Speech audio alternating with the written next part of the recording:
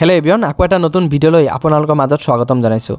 যদি আপোনালোকৰ হাতত এতিয়ালৈকে এখন ৰেশন কাৰ্ড নাই তেন্তে অতি সোনকালে কেনেকৈ আপোনালোকৰ হাতত এখন ৰেশন কাৰ্ড লাভ কৰিব তাৰে বিষয় লৈ এই ভিডিওটো বনোৱা হৈছে।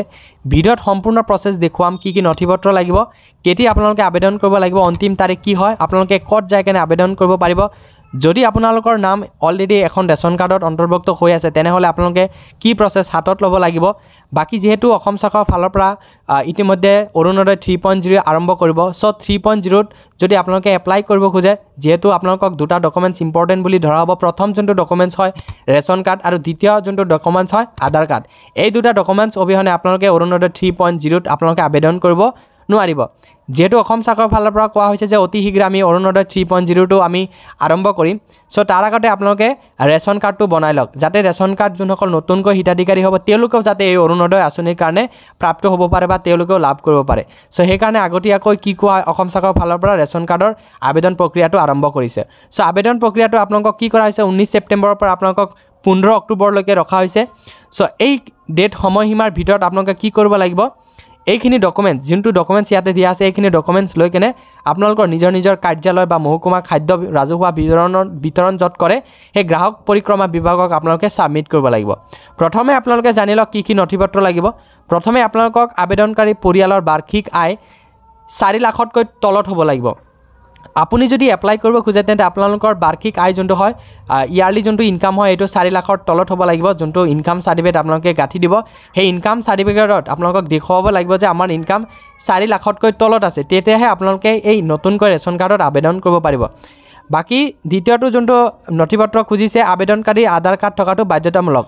যেহেতু আপোনালোকক অৰুণোদয় 3.0 আধাৰ কাৰ্ড আৰু ৰেশন কাৰ্ড এই দুটা বাধ্যতামূলক, তেনেকুৱাই আপোনালোকে যদি নতুন ৰেশন কাৰ্ড বনাব খোজে তেন্তে আধাৰ কাৰ্ড থকাটো বাধ্যতামূলক।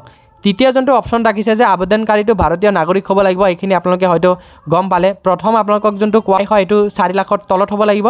বাকি আপোনালোকক আধাৰ কাৰ্ড থকাটো মেণ্ডেটৰী হয়, আধাৰ কাৰ্ড থকালেহে আপোনালোকে আবেদন কৰিব পাৰিব। বাকি আপোনালোকৰ আধাৰ কাৰ্ড নাথাকিলে আবেদন কৰিব নোৱাৰিব।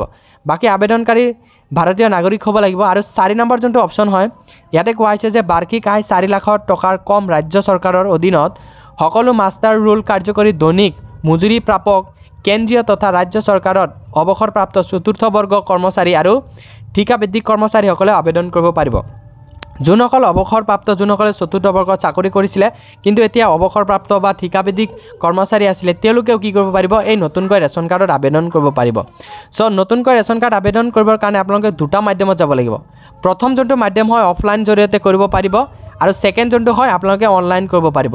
সো অফলাইন জৰিয়তে কৰিবলৈ হ'লে আপোনালোকক আবেদন পত্ৰ সংশ্লিষ্ট জিলা মহকুমা খাদ্য ৰাজহুৱা বিতৰণ আৰু গ্ৰাহক পৰিক্ৰমা বিভাগত আপোনালোকে জমা দিব লাগিব। এই যোনটো নিজৰ ডিষ্ট্ৰিক্টত আপোনালোকৰ যোনটো মহকুমা থাকে যোনটো জিলা থাকে সেই জিলাত যাই কেনে আপোনালোকে কি কৰিব লাগিব আবেদনটো অফলাইনৰ জৰিয়তে আপোনালোকে আবেদন কৰিব লাগিব। আৰু যদি আপোনালোকে নকয় যে আমি অফলাইন নকৰোঁ অনলাইন কৰিম তেনেহ'লে এই যোনটো কাৰ্যালয় তথা এই যোনটো ৱেবছাইট হয় এই ৱেবছাইটত আপোনালোকক যোনটো নথিপত্ৰ হয় নথিপত্ৰ লৈ কেনে আপোনালোকে আবেদন কৰিব লাগিব।